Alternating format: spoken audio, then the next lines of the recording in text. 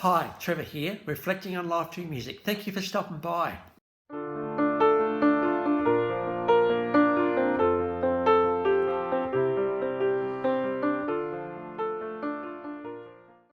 Oh, coming again today, you're very, very welcome.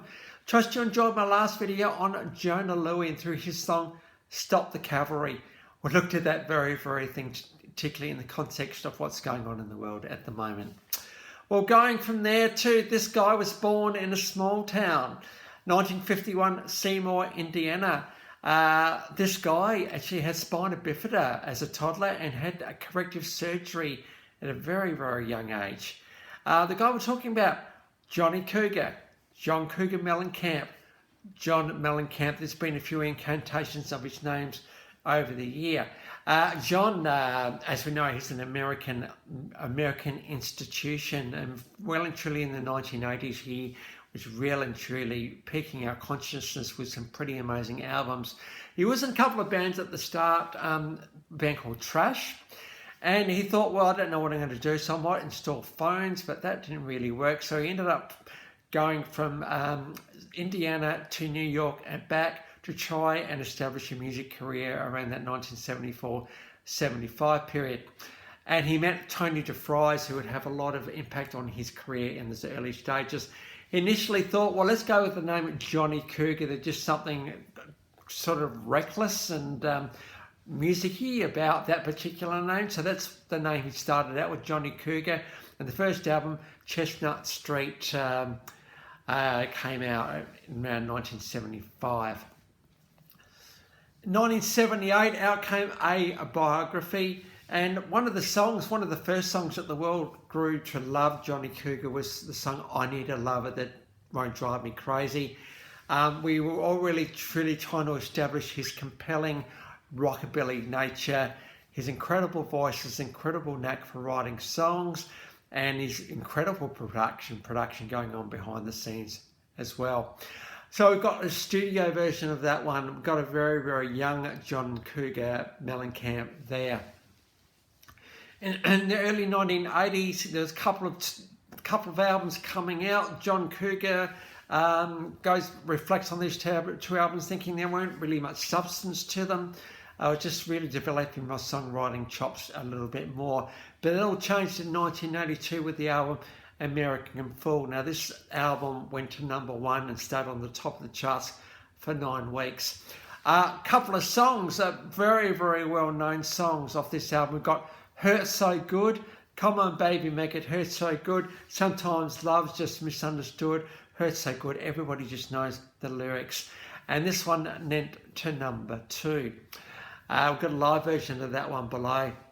And then we've got a little ditty about Jack and Diane. We've got an acoustic version of that one below. It's good to see John actually just doing just him and his guitar with one of Iconics. But of course, you've got to have the official clip in there as well. That one song got to #1 actually. Interestingly, Hurt So Good actually won a Grammy Award for Best Vocal Performance. In 1983, he changed his name to John Cougar Mellencamp, and the album 1984, Aha. But in 1985, when everyone else was bringing out albums, really good albums, I reckon the music industry must have got together and said, right, guys, let's make 1985 the year. And well and truly, some incredible albums came out in that year, including the iconic Scarecrow. This album got to #2, and it was a very significant album for John Cougar in many ways. We've got 3 songs off the album. It's a Lonely Old Night, custom made for just me and you. Got a live version of that one. We got Smalltown, which is very much tipping his hat to Seymour, Indiana, where he grew up.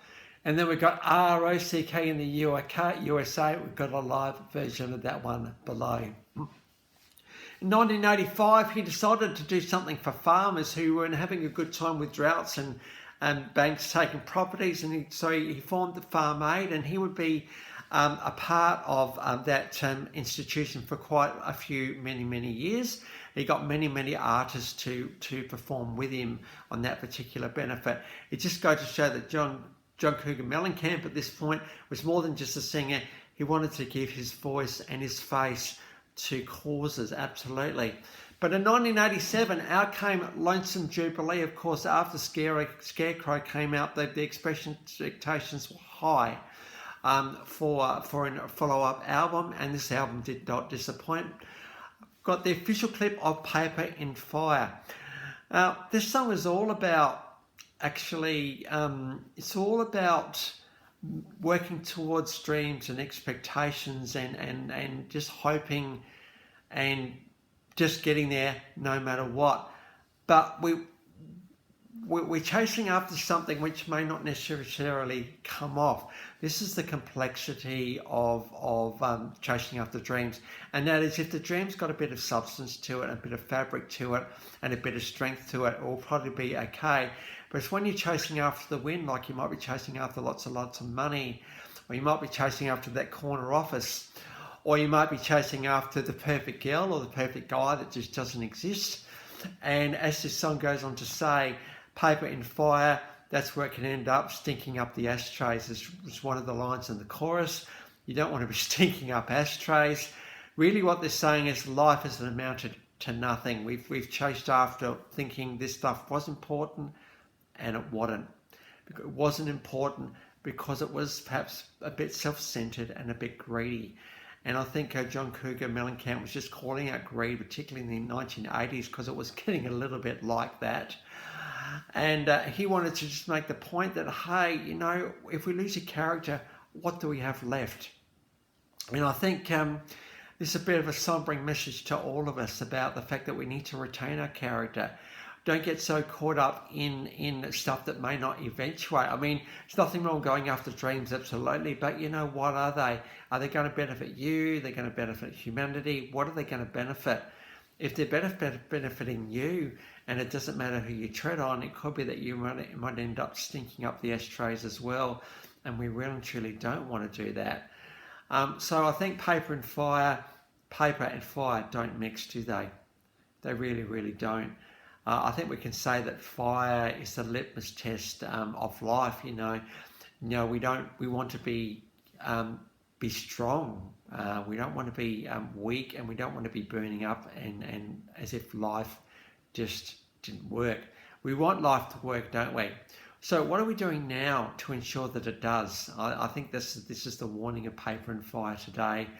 Let's make sure that we make the most of this life, but also try to help as many people as we can along the way. So we got official of Paper in Fire.